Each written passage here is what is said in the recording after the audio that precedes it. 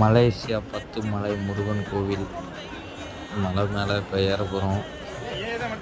செருப்பெல்லாம் கழட்டி வச்சுட்டு பத்திரமா நம்ம இங்கே இந்தியாவில் தமிழ்நாட்டில் எப்படி செருப்பெல்லாம் ஒழிச்சு கோயிலில் வச்சுருப்பாங்களோ அதுமாரி எல்லாம் வலித்து அவங்கவுங்க இஷ்டத்துக்கு வச்சுட்டு போயிட்டுருக்காங்க.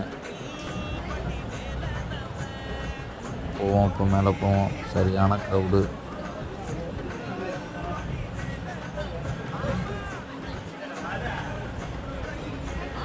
மேலே ஏற 2 சைடு உள்ள படி, இறங்க 2 சைடு உள்ள படி.